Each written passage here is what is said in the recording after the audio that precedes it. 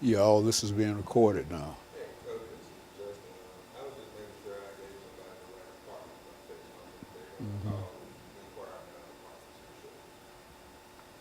Yeah, all of this is being put on tape now. And then See, put in an archive. that's I hope. right. I hope. Yeah. Yeah. So what we'll do is that when we get the tape from the end of the day, I'll cut this out, and then we'll have the show. But we'll also have about 8 or 10 minutes of I see. us doing nothing but being on television. Yeah. Yeah, God is good.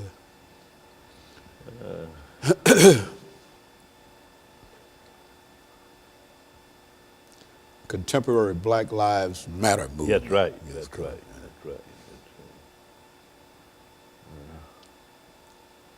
10 seconds.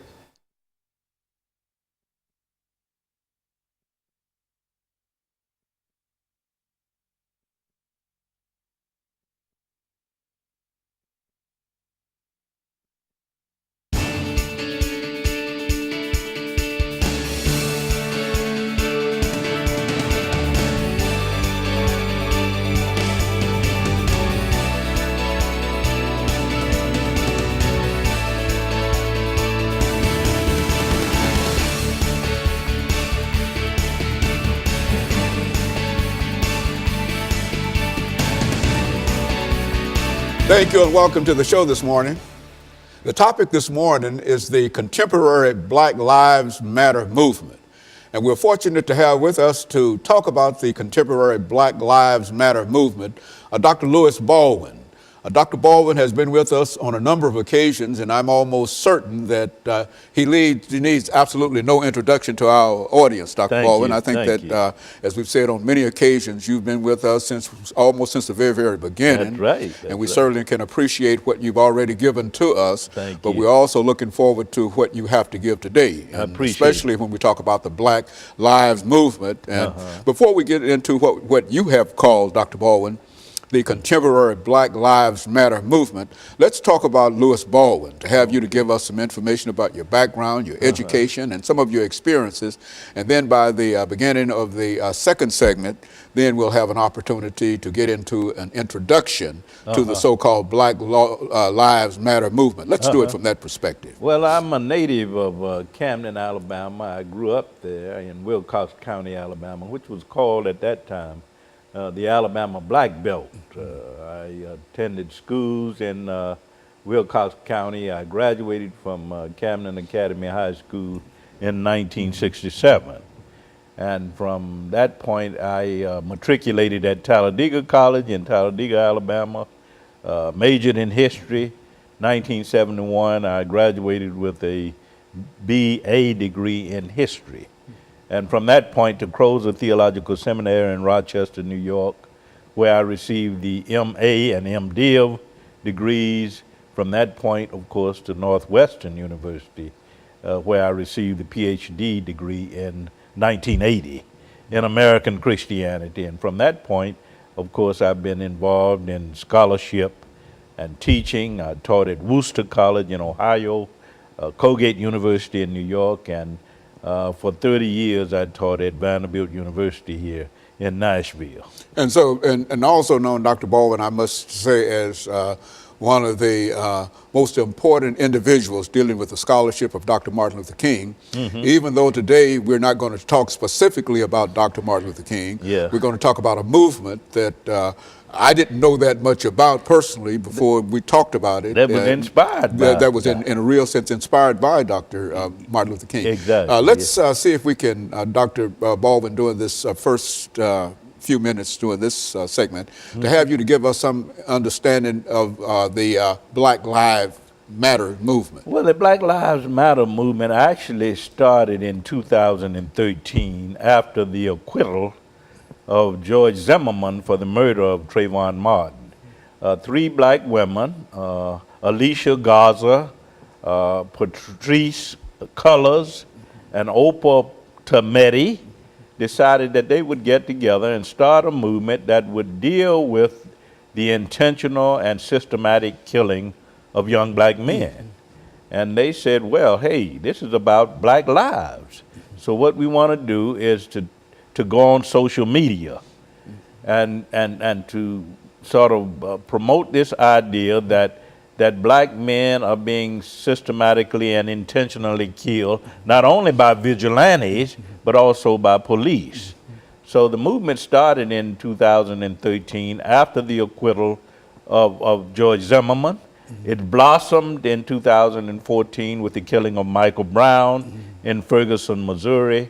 And since that time, of course, the movement has continued with the killing of Eric Garner, with the killing of Walter Scott in South Carolina, with the killing of Freddie Gray in Baltimore. So the Black Lives Matter movement is not only a slogan, it started out as a slogan. Some might say that it was a rallying cry, that it was a social media hashtag, but now it has become a movement with chapters in 23 chapters in the United States, Canada, and Ghana. And of course, since 2013, there have been more than 700 demonstrations in connection with that movement. But you also, Dr. Baldwin, I think, can trace that movement, as I think you explained to me, way back into the civil rights movement, to the early parts of the civil rights movement. And so although it only started in 2013 in terms of being what you consider to be the contemporary Black Lives Matter movement, but you can also, it also has a history that started long before this. I think Black Lives Matter has always been a theme in the black freedom struggle. If you go back to the antebellum period with Frederick Douglass and Sojourner Truth and Harriet Tubman, they were all echoing this theme. Okay, Dr. Baldwin, I'll tell you what we'll do. We'll take this first commercial break, and then we'll come back and we'll pick up on the history of the Black Lives Matter movement. Okay. And we'll be back with our audience following this very, very short commercial break.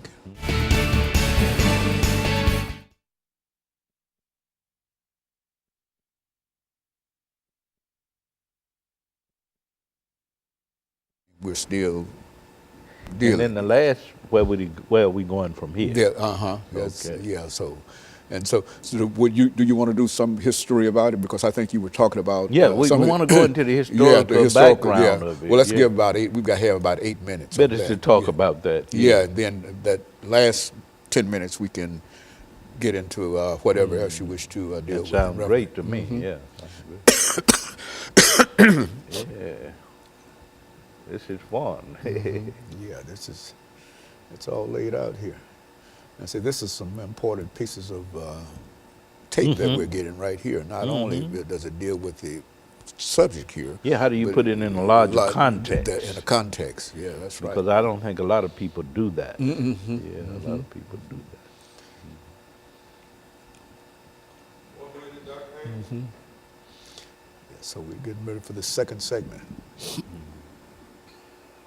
And it goes like that, doesn't it? Yeah. It goes just like that. And this is one of 5, my first of 5 today. Yeah. So we'll be out of here about 2:30.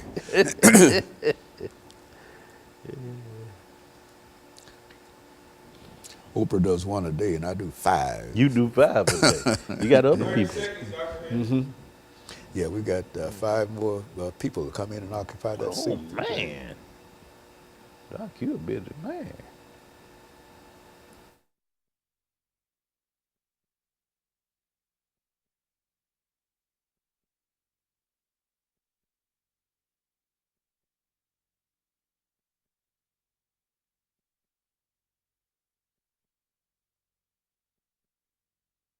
Thank you and welcome back to the second segment of the show for today. We're talking to Dr. Louis Baldwin, and he's given us some information relative to the contemporary Black Lives Matter movement. And of course, Dr. Baldwin, I think that when we left, we promised that we would give you an opportunity to talk about the historical significance of the Black Lives Matter movement and how it started. Let's talk about it from that perspective. Yes, I think we have to understand that although the movement started in 2013, after the murder of Trayvon Martin and the acquittal of George Zimmerman, we have to see that movement in a larger historical context. Black Lives Matter actually started in the pre-Civil War years. If you look at the speeches, the activities of Frederick Douglass and Harriet Tubman and Sojourner Truth, they were all echoing this theme, Black Lives Matter, in the late 19th century. John E. Bruce, Henry McNeil Turner, others were speaking to this same theme, Black Lives Matter. Early 20th century, Ida B. Wells in her her crusade against lynchings were talking about black lives and how they matter and how black bodies should be preserved. And so and in the 1950s and 60s, you get Malcolm X and Martin Luther King Jr. talking about the sacredness of human personality and black lives. So what you have with the Black Lives Matter movement today is a movement that represents, I think, a continuation of centuries of freedom struggle. It's a part of that unbroken tradition of black struggle. And so we have to understand it, I think, in that larger historical context, although the movement started in 2013. It's a part That of is the idea, and that's why you call it the contemporary Black Lives Matter movement, because it's really a continuation in a real sense, but it's now contemporary. Yeah, it's contemporary. It's both contemporary and a continuation of this long history of struggle. And so we have to see it in those terms. And all those individuals who were concerned about any deprivation against the black population, especially the male. Is there something that is peculiar, Dr. Baldwin, when we talk about this movement dealing with young African-American males? Why is it, where does a male fit into these movements? I think it's really about vigilanteism. We know that Trayvon Martin was killed by a vigilante, and the movement started with an emphasis on that. But in time, it blossomed to include this idea of police misconduct and police brutality, which occurred, of course, in the case of Michael Brown in Ferguson, Missouri. And later with Eric Garner in New York, with Jordan Davis, of course, you had vigilanteism in Florida with Jordan Davis. And of course, you had others like Walter Scott in South Carolina, who was killed by a policeman, and Freddie Gray in Baltimore. So the movement is really focused on the killing of young black men, the intentional and systematic maiming and destruction of young black male lives. And interestingly enough, you have black women who are spearheading this movement. So that's what it's all about. And when you look at this movement, Dr. Baldwin, and you think about the institution of slavery, I think you already mentioned that as part of the framework of the movement. When you look at this movement, it appears to me that the emphasis is on young African-American males, primarily because those are the most dangerous individuals dealing with the institution of slavery. That is, if slavery is to be overthrown, it is not the African-American female, nor the African-American older person, but it will be who? Those young African-American males. And so that's the group. That's right. That group has always been vulnerable. It was vulnerable in the pre-Civil War years, the antebellum period, as we call it, vulnerable in the late 19th century, earlier 20th century, the civil rights movement, and even today. The systematic and intentional killing and maiming, destruction of young black men, I think, is the issue here with the Black Lives Matter movement. Not to negate the fact that black women are also victims. I think there are statistics that show that every 48 hours, some young black male, female, or child become the victim of what? Vigilante violence or police violence. So it's a movement about the sacredness of black life, about the value, the dignity of human life and black life more specifically. So it's not only about black males, but it is about black males. It's about black people and their right to life, liberty, and the pursuit of happiness. And I think that also, Dr. Baldwin, I'm reminded that there's such a real problem in terms of the economic situation of young African American males. I think that when you look at the statistics for today, you find that they represent a large element of the population whose unemployment is greater than any other area. And so not only is it the killing of African American males, but it also has an aspect in terms of their economic deprivation and their social deprivation and et cetera. That's an excellent question. And we often forget that when we go on social media and we check out the Black Lives Matter movement, we think it's only about racial profiling and police brutality and misconduct. It's also about poverty and economic injustice. They're very much concerned, Alicia Garza and others who are heading this movement are concerned about poverty and economic injustice, about teenage pregnancy, about incarceration rates in the black community. So it's a movement about the sacredness of black life, that black people must be concerned about black lives, that they must consider black lives sacred, and that the larger society and culture should also embrace this idea of the sacredness, the dignity and worth of black human personality. That's what it's about. Very good. And so however you look at it, whether we're talking about the immediate destruction of a black life, or whether we're talking about a slow destruction of black life through the inability for most individuals to get work and create a situation where they are always at one another's throats and et cetera, et cetera. That's all part of it. The treatment, all a part of it, in a real sense, of the young African American male. Yes. It's not only about police brutality and racial profiling, it's about what happens internally in the black community, is that black people themselves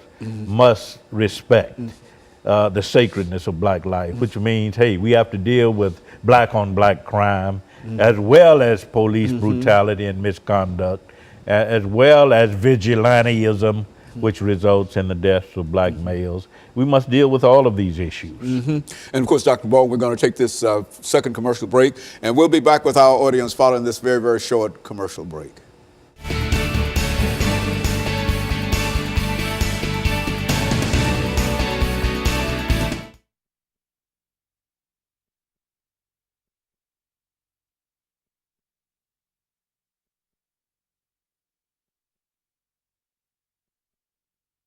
All right. So, all right.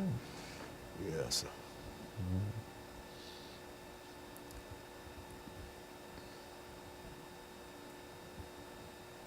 Black Lives Matter. And now you want to know, where do we go from here? Where are we going from here? Is the movement going to sustain itself, or is it just a fad? Well, it looks like it has already sustained itself from the very, very beginning. Worldwide media attention. Yeah, from slavery. It's just wider. You see, I think Black bodies are important, I think. And as long as there's police brutality, the movement would exist.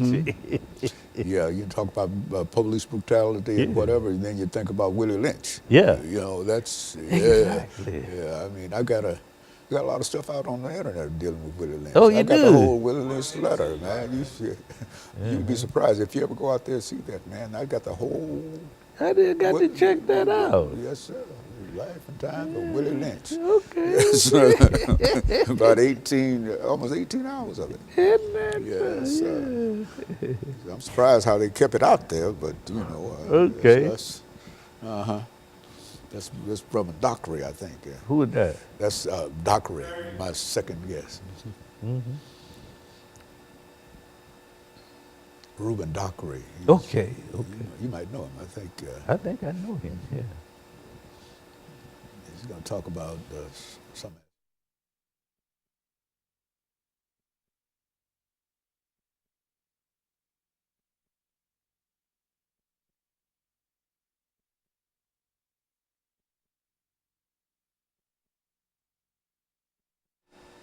Thank you and welcome back to the final segment of the show for today. We're talking to Dr. LBaldwin, and he's giving us some information in reference to the contemporary Black Lives Matter movement And he's also given us information in reference to the historical aspect of that movement. So, Dr. Baldwin, let's, during this last segment, pick up and give you an opportunity to try to bring in as much information as you possibly can during this last segment to highlight what we're talking about here, dealing with the so-called Black Lives Matter movement, the contemporary version of that movement. I think we have to consider the question of where that movement goes from here. I think it is an extension of the civil rights movement, because if you look at the civil rights movement, Martin Luther King Jr. and Malcolm X and Ella Baker, John Lewis, they all raised the question of the preservation, the value of black bodies. And I think that the Black Lives Matter movement is building on that. And I think it's going to continue to be a major movement because it has attracted worldwide media. It's a movement that, as I said earlier, is respected around the world. There are 23 chapters, one in Canada, there's one in Ghana. So I think the movement will continue to blossom and evolve because there will be... the issues are always the same, no matter where you go. It's always a deprivation of young African-American males. African-American so lives. I guess, wherever. Every 48 hours, there's some black male, woman or child murdered by vigilantes, by hate groups, or by policemen. So that movement, I think, will blossom. And I think because of social media, because of the internet, it will become as important, this is my prediction, as the civil rights movement. When you talk about 700 demonstrations that have occurred since 2013 up to this point in connection with the Black Lives Matter movement, you're talking about a major movement. So we need to move away from this idea that the Black Lives Matter movement is a slogan, that it is a rallying cry, to develop a sense of it as a movement. And as long as black lives are in jeopardy because of poverty, because of racism, because of economic injustice, you're going to have a Black Lives Matter movement. It's a historical movement with an unbroken tradition, and I think we have to keep that in mind. And it's still dealing with the same basic question in reference to the subjects. Exactly. In reference to this movement. No matter where you look, exactly, as you've already explained in American history, you're going to find out the same problems, the same deprivation, the same lynchings, the same burnings, and all of those things that happen. And so, yes. Throughout our history. And Malcolm and Martin spoke boldly to this issue of police brutality. So when we hear people like Alicia Garza and Patrice Cullors and Oprah Tometi, who are the leaders of this Black Lives movement, they are simply echoing what Martin and Malcolm and Ella Baker and Rosa Parks and others were saying about the sacredness of black bodies and the need to protect black bodies, not only against police brutality, but against these other problems that you raise, such as poverty and economic injustice. Yes, because if Black Lives Matter dealing with police brutality, they also matter dealing with the inability of African American males to find jobs, the inability of them to find health. And so it covers the whole thing. Yes, it spills over into drug addiction, it spills over into teenage pregnancy and other problems that have sort of become prominent in the black community. It's all about the vulnerability of black life. Whether you're talking about economic issues or social issues or cultural issues, the question is, how do we preserve the sacredness, the dignity and worth of black life? And through all this period, Dr. Baldwin, from the very, very beginning, from slavery on up until now, we're still dealing with the same basic subjects. Exactly. And no matter whether you find them in slavery, or whether you find them in modern urban America, they're the same young men between about 16 and 25 or 30 years old that are receiving the attention of this movement in a real sense. And so it's a problem that is epidemic in our society, and if we don't deal with it, we're going to suffer tragic consequences, and we're already suffering tragic consequences. And I just want to let you know, Dr. Baldwin, you're doing a great work in terms of making us realize the importance of this movement, because I've seen it on television and I've seen people with signs saying Black Lives Matter. And even though I've been involved in this activity for the longest, I've never thought in terms of this being a part of something that was traditional. I've always known of protests, the NAACP and all other organizations that have protested, anti-lynching movements, and I think you've mentioned all of those, but I never was able to put it together as you are able to put it together here, and to indicate that this is indeed not a recent movement, even though you talk about the contemporary Black Lives Matter movement, that it's contemporary only because it is now which contemporary is, but it also has its historical roots in something that's very, very important. Yeah, it's a part of an ongoing struggle. And I certainly appreciate you, as I think we're getting ready for our final words for today, and I certainly appreciate you bringing us by that information and to encourage us, to let us know that there is an historical foundation, and those who might wish to become involved in this movement can continue to become so involved. And so I'm sort of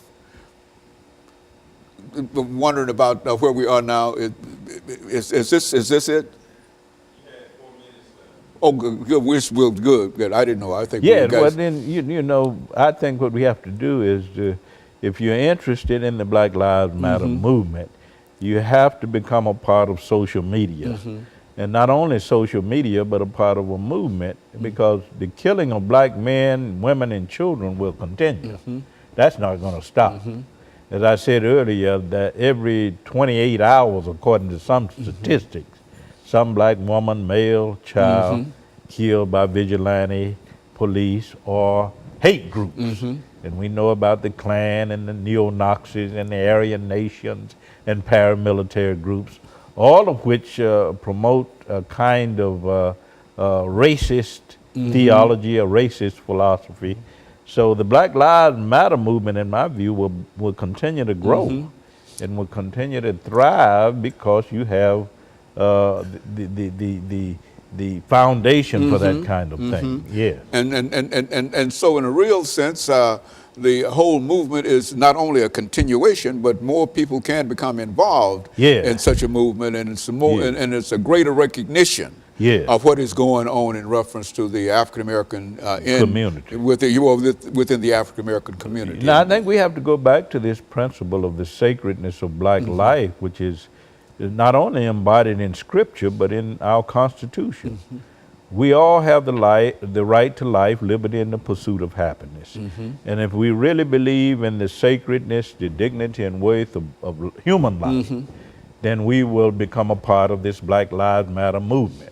Because this is what it's all about. It's not only about protecting the sacredness and the dignity of black life, it's about protecting the sacredness and dignity of life in general. That's exactly it. And so it's much greater than black people. It's how we treat one another. Each other. And if we're a country that claims to be a Christian nation, that claims to be wedded to the principles of the Constitution, then we'll take that seriously.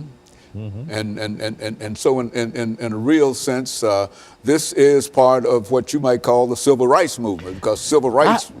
I think it's an extension of the civil rights movement, because as I said earlier, when you look at the civil rights leaders in the 50s and 60s, they were dealing with police brutality, police misconduct. Malcolm X spoke Black Panthers Party, to Black Panther Party, King, Ella Baker, Fannie Lou Hamer. All of these leaders were concerned about police brutality and the intrusion of Klan elements into the police department. So I think we have to consider that in the larger context of what we are talking about. Very good. And of course, Dr. Baldwin, let me thank you for coming by and giving us that excellent information.